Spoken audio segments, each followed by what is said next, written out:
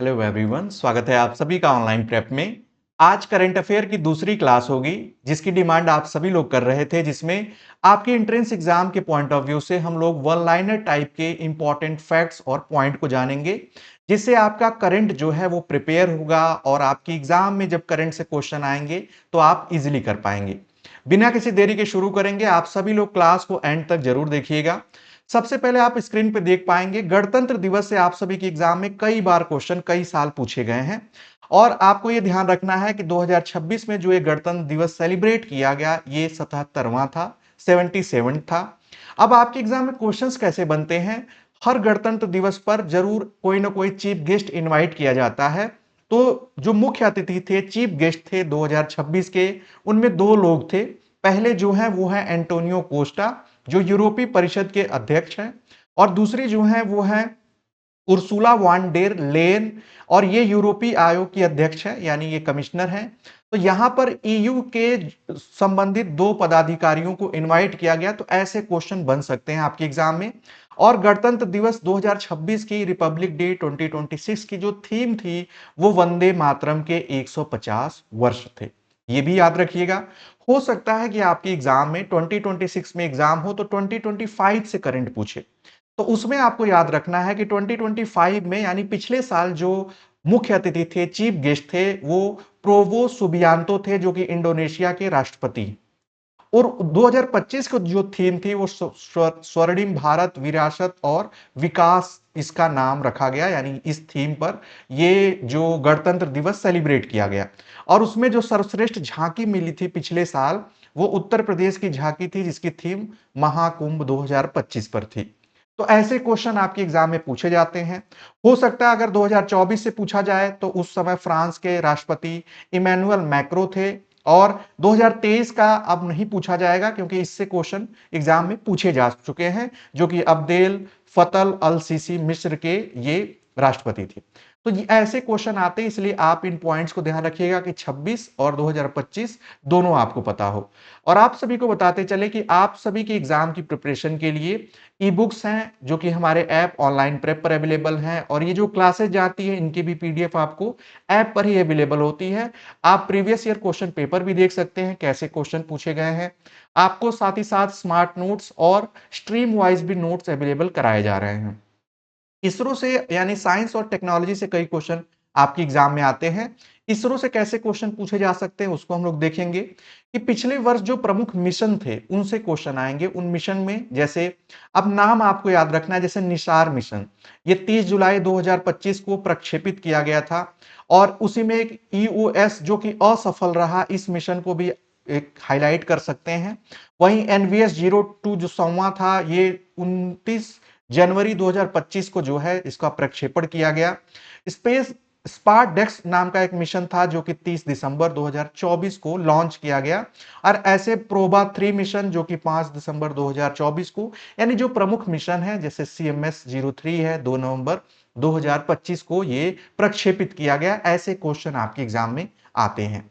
इसरो से एक और टाइप के क्वेश्चन पूछे जाते हैं कि इसरो के आगामी मिशन कौन कौन से हैं, इंपॉर्टेंट है। जैसे चंद्रयान जो 4 मिशन है, इसकी डेट तय की गई है 2028 में। चंद्रमा से नमूना लेने के लिए, यानी सैंपल लेने के लिए पृथ्वी तक जो है उसका सैंपल लेकर आना है, पृथ्वी तक पहुंचना है। यानी ये एक मिशन है कि जिसमें यहां से एक यान जाएगा, वहां से सैंपल लेकर वापस पृथ्वी पर आएगा। लुपेक्स नाम का एक मिशन की तैयारी चल रही है 2028 में ही, जिसमें जैक्सा, यानी जो जापान की, जैसे इसरो है भारत का, वैसे ही जापान की स्पेस रिसर्च एजेंसी है, उससे संयुक्त एक परियोजना है गगनयान 2027 में, जिसमें भारत का पहला मानव अंतरिक्ष मिशन लॉन्च करने की तैयारी चल रही है। तो हो सकता है आपके एग्जाम में ये पूछा जा सकता है कि गगनयान क्या है, या ये कब लॉन्च किया जा सकता है। ऐसे डेट्स या इसके जो उद्देश्य हैं ये आपके एग्जाम में पूछे जा सकते हैं। वहीं शुक्रयान प्रथम जो है, शुक्र के वायुमंडल का अध्ययन करने के लिए 2028 में इसका जो है प्लान किया जा रहा है। मंगलयान द्वितीय 2026 के अंत तक जो है ये मंगल ग्रह हेतु भारत का दूसरा इंटरप्लेनेटरी मिशन होगा। और निशार जिसको प्रक्षेपित किया गया है पिछले ही साल। तो ऐसे इसरो से क्वेश्चन आ सकते हैं। इसके अलावा एक बहुत इंपॉर्टेंट है कि वर्ल्ड की जो लीडिंग कंपनीज हैं उनके सीईओज कौन है, इनसे क्वेश्चन आते हैं।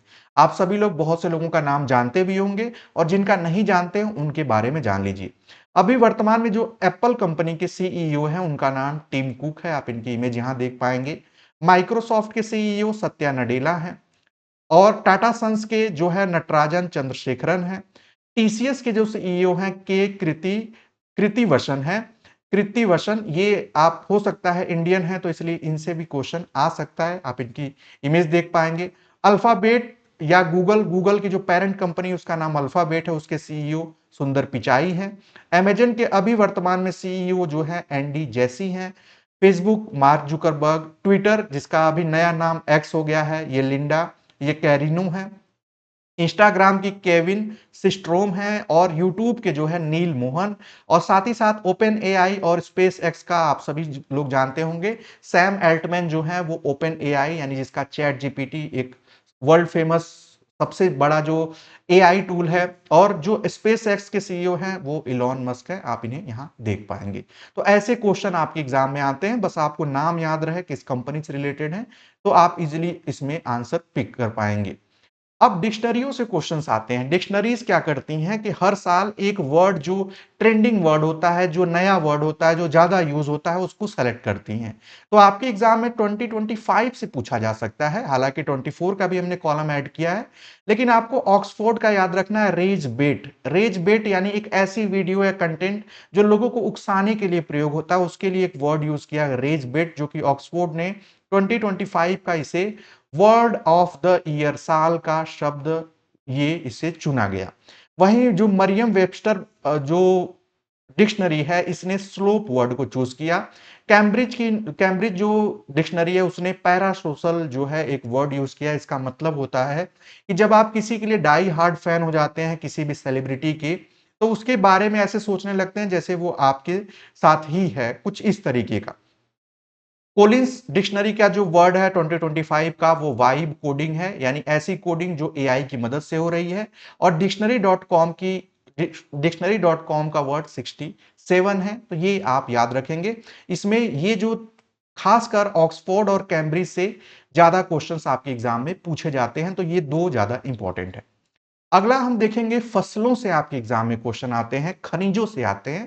कैसे क्वेश्चन होते हैं इसको देखेंगे। आपके एग्जाम में पूछा जाता है क्वेश्चन में कि चावल में प्रथम उत्पादन में किस देश का प्रथम स्थान है या किस राज्य का है। अगर विश्व में पूछा जाएगा विश्व में प्रथम तो देश के नाम आएंगे, राज्य में पूछा जाएगा तो राज्यों के नाम आएंगे। तो एक एक करके ध्यान से समझते जाइएगा। आप चाहें तो इसको नोट भी कर सकते हैं। चावल में वर्तमान में यानी ये रिसेंट डेटा है, ये डेटा बदलता रहता है हर साल। चावल में अभी जो वर्ल्ड में फर्स्ट है प्रोडक्शन में, उत्पादन में, वो चीन है, चाइना है। और अगर भारत में बात करें प्रदेश में, राज्य में, तो वो वेस्ट बंगाल यानी पश्चिम बंगाल है। वहीं गेहूं और आलू में भी चाइना फर्स्ट पे है और उत्तर प्रदेश जो है ये आपके यूपी में यानी इंडिया में यूपी जो है वो टॉप पे है। मक्का में देखा जाए तो अमेरिका यूएसए है और ऐसे राज्यों में कर्नाटक है। दलहन दालों में भारत है और राज्यों में जो है वो मध्य प्रदेश है। मध्य प्रदेश दलहन प्रदेश भी कहा जाता है क्योंकि दालों का उत्पादन सबसे अधिक होता है। उसके अलावा गन्ना में अगर आप देखें तो मूंगफली में आप देखेंगे चीन है, वैसे गुजरात है। गन्ना में ब्राजील है और यूपी में राज्यों में उत्तर प्रदेश है। तो उत्तर प्रदेश को आप देखेंगे कि ऐसे भी आप नोट कर सकते हैं कि यूपी किस में टॉप में है, तो गेहूं आलू में है और गन्ना में आपको यहां दिखेगा। जूट में भारत है, वर्ल्ड पे टॉप रैंकिंग है प्रोडक्शन में। और स्टेट में देखेंगे तो वेस्ट बंगाल है। तंबाकू में जो है चीन है और आंध्र प्रदेश जो है राज्यों में है। प्राकृतिक रबर में थाईलैंड है और वैसे राज्यों में केरल है। कॉफी में ब्राजील है और कर्नाटक जो है कॉफी में भारत के राज्यों में प्रथम स्थान है कॉफी उत्पादन में। इसी के साथ साथ आपके एग्जाम में प्रमुख खनिज उत्पादन से भी क्वेश्चन आते हैं, मिनरल प्रोडक्शन से आते हैं। सेम वही इंडिया के कंटेक्स्ट में पूछेगा या वर्ल्ड के कंटेक्स्ट में पूछेगा। सबसे पहले अगर लव आयस की बात करें आयरन ओर की, तो ऑस्ट्रेलिया फर्स्ट यानी टॉप पे भी है प्रोडक्शन में। उड़ीसा जो है ये प्रोडक्शन में, यहां पर देखेंगे आपसे ये नहीं भंडार में नहीं पूछा जा रहा है, प्रोडक्शन सबसे अधिक अभी वर्तमान में उड़ीसा राज्य में हो रहा है। चांदी के मामले में मैक्सिको है वर्ल्ड में और इंडिया में राजस्थान, चांदी में राजस्थान और कच्चा तेल में भी राजस्थान है, प्राकृतिक गैस में रशिया है और असम जो है इंडिया में है, बॉक्साइट ऑस्ट्रेलिया और ये एल्युमिनियम का ओर है और ओडिशा में बॉक्साइट का उत्पादन है। भारत में अगर देखें मैग्नीज का USA sorry South Africa SA और एमपी जो है ये इंडिया में है। सोना जो है वर्तमान में रिसेंट में गोल्ड बहुत ट्रेंडिंग में रहा है, तो सोने से रिलेटेड भी क्वेश्चन हो सकता है पूछे जाए। तो चाइना जो है वो आपका वर्ल्ड में है और इंडिया में अगर राज्यों में देखा जाए तो वो कर्नाटक आपको फर्स्ट पे दिखता है। इसके अलावा आपके एग्जाम में कैसे क्वेश्चन आते हैं, प्रमुख योजनाएं जो हैं वो चाहे केंद्र सरकार की हों या अलग अलग राज्यों की हों, उससे भी क्वेश्चन पूछा जाता है। जैसे लाडली बहन योजना, ये क्वेश्चन पूछा गया है। उसी प्रकार से मुख्यमंत्री महिला रोजगार योजना, जो कि बिहार सरकार इस योजना को चला रही है, ये इंपॉर्टेंट है। लाडो लक्ष्मी और मातृवन जो पहल है ये हरियाणा सरकार के द्वारा चलाई जा रही है। मुख्यमंत्री वृंदावन ग्राम योजना ये एमपी गवर्नमेंट चला रही है। पंडित दीनदयाल उपाध्याय गरीबी मुक्त गांव योजना, अब गरीबी मुक्त गांव योजना जो है वो राजस्थान सरकार की योजना है। जन सुरक्षा संतुष्टि अभियान गुजरात सरकार, राजभवन अन्न धन योजना गोवा सरकार और विवाह मंडप योजना ये बिहार गवर्नमेंट की। बहुत सारी योजनाएं हैं जो अभी रिसेंट में ट्रेंडिंग में है, जिनके नाम आए हैं उनको हमने यहां पर रखा है। इसके अलावा आपके एग्जाम में जो पिछले साल के जो प्रमुख त्योहार सेलिब्रेट किए गए हैं, उत्सव हैं, मेला है या कोई महोत्सव है, उससे भी क्वेश्चन पूछे जाते हैं। फॉर एग्जांपल आप देखेंगे कुछ पॉइंट्स हैं। अंतर्राष्ट्रीय पर्पल महोत्सव जो है, जिसको सिग्मो महोत्सव 2005 का, ये गोवा में सेलिब्रेट किया गया। और आपके एग्जाम में जैसे बोनालू उत्सव कहां सेलिब्रेट किया, ऐसा क्वेश्चन पूछा जा सकता है, तो वो तेलंगाना में। और बसोहली उत्सव जो है कठुआ जिला जम्मू कश्मीर में। सांबर फेस्टिवल राजस्थान में। फिल्मिंगो फेस्टिवल जो है ये क्वेश्चन पूछा गया है, आंध्र प्रदेश का एक त्योहार है जो सेलिब्रेट किया जाता है। साथ ही साथ इंपॉर्टेंट में छठा अंतर्राष्ट्रीय बाजरा महोत्सव बेंगलुरु में। नागू साबा गोरंग उत्सव जो है बाली में। और साथ ही साथ 10वां अंतर्राष्ट्रीय वन मेला जो है वो एमपी में इसे सेलिब्रेट किया गया। अब आता है आपके एग्जाम में एक और टाइप का क्वेश्चन जो कि सबसे ज्यादा one of the most popular है, मैं यहां ट्रिपल स्टार भी लगा सकते हैं। क्वेश्चन पूछा जाता है भारत में प्रथम को लेकर। जैसे भारत का प्रथम सेमीकंडक्टर नवाचार संग्रहालय म्यूजियम बना है वो हैदराबाद में बना है, तो ये क्वेश्चन आ सकता है।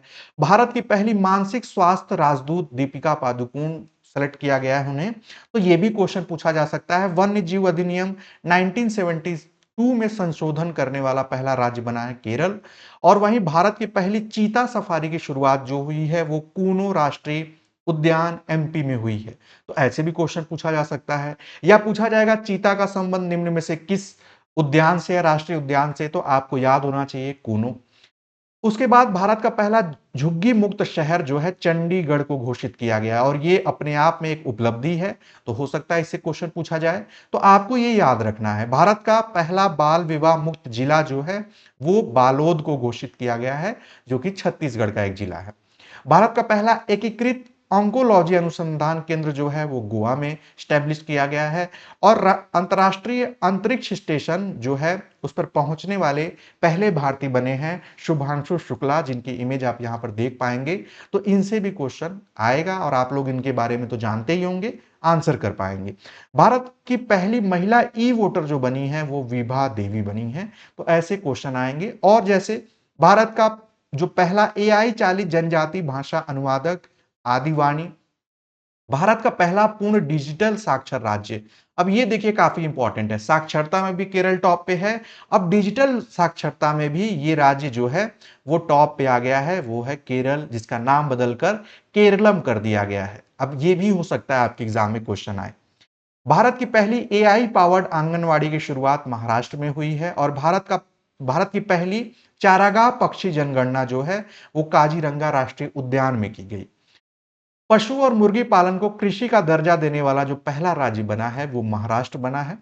और भारतीय नौसेना की पहली महिला फाइटर पायलट जो है वो आस्था पुनिया है। तो ऐसे भी क्वेश्चन जहां पर भी पहला आ गया देश में, विश्व में और महिला में, तो आप जान लीजिए कि वो आपके काम का है।